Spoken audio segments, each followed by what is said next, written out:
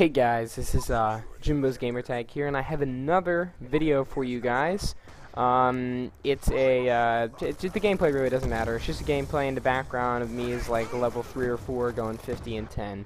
It's an okay gameplay. I don't do that amazing, and I just kind of get the Dragonfire and go ham once or twice. But what I'm really here to talk to you guys about is the Xbox One and the PlayStation 4. Now, both of them seem like they're pretty cool to me, but I'm not sure which one I like more. The Xbox One, I'm assuming that the membership prices are still going to be included, which means we have to pay money to use their services, which I've never really liked about the Xbox, but it's not a huge inhibitor. I mean, it's $60 for 12 months or something like that, and it's just really, it's not horrible. But the PlayStation, on the other hand, I don't have to pay for. So, I mean, you know, it's a beneficial difference between the two.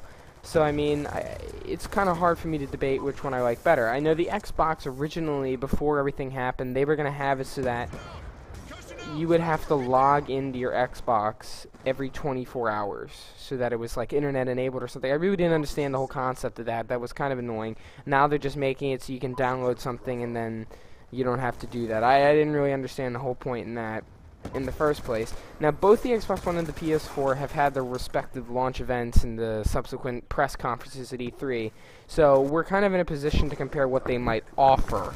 They really do, the consoles, if you think about it, they really do look a lot like each other. Both have that very angular shape, the black coloring, and the combination of the gloss finish, but I'm honestly not particularly sold on either design. They both don't look amazing to me. I mean, the Xbox One requires gamers to maintain a constant internet connection. It's not cool. Like, and originally, this is what it says right here. I went on this little article real fast. It says, if your Xbox One is disconnected for longer than 24 hours, your games will cease to function. That's not cool at all. Why would you do that? That's a horrible design. I know they did fix that now with a small thing, but for people that don't download that, this is what they have to do. It says you will still be able to watch TV, use Blu-rays, and surf the web, but your games will be off limits. That makes gamers mad. I'm sorry. That's going to make all the gamers mad. And I don't think that was a great idea for them to do. That was not that was not a great idea for them. But a win for Sony comes in a round of used games. Microsoft is allowing publishers to the right to set their own rules with regards to allowing them to be resold. Sony is doing no such thing. Pre-owned games will work on the PS4 just as they do with the PS3 and the PS2. You can lend a game to a friend simply by handing them the disc. However, with Xbox One, you can only lend a game to a person you've had in your Xbox Live friends list for longer than 30 days, and you can only do it once. This can lead to reduced availability and or increased prices for pre-owned titles, so it's hard to predict how it'll all shake down with the consoles and games finally go on sale. That doesn't really sound cool to me. I didn't really like that whole idea of Xbox doing that with pre-owned titles. I'm sorry. That's not that cool. And the PS4, it's going to cost $399 in the US. For those in the UK, 349 euros. And Europe, 399 pounds, and in Australia, $549. The Xbox One, on the other hand, will cost $100 more. $150 more. No, $100 more. That's insane. Why would you charge $100 more? That already makes me not want to really go to it, because on top of paying $100 more for your services, I'm also going to pay $60 to use your online. And the games that are coming out, they're going to be so expensive. They're going to be like $100 a game, and I really don't have that much pocket money on me. I mean, I'm not that old. I'm like 15. I don't have that type of money.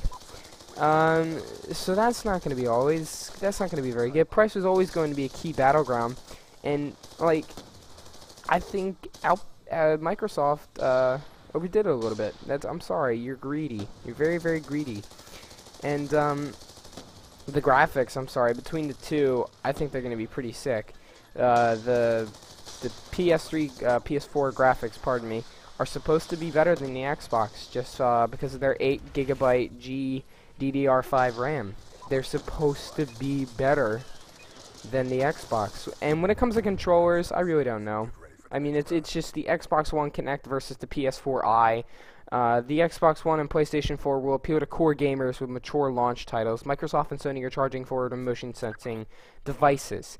Now, the Xbox One Connect was unveiled along with the system during the May 21st announcement, when Microsoft referred to the advanced camera as human control for a human experience. Expanding on that motto, the packed-in 1080p Connect 2.0 will be able to process 2 gigabytes of data per second, analyzing more joints, the slight rotation of a wrist or shoulder, and your heartbeat.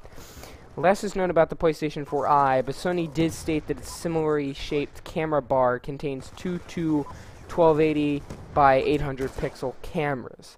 Now, the PS4 DualShock 4 controller will come into play with the PS4i thanks to its multicolored light bar, and it will also be compatible with those PS4 Move Motion controllers that have gone unused. So I think that's pretty cool. And overall, this is just kind of my opinion on the Xbox versus the PlayStation 4. I think both will be interesting to see how they work out. PS4 is going to have a couple of their own games. Xbox is going to have a couple of their own games. So I'm probably going to have to save up and get both of these consoles for you guys. And overall, I think it'll be interesting. I really do. I think it'll be pretty interesting to see which of these does better. And hey, let me know in the comments below. Xbox versus PS4. I'm leaning probably towards PlayStation, but the Xbox is still up there. So tell me what you guys think, and that's all. Jimbos Gamertag out.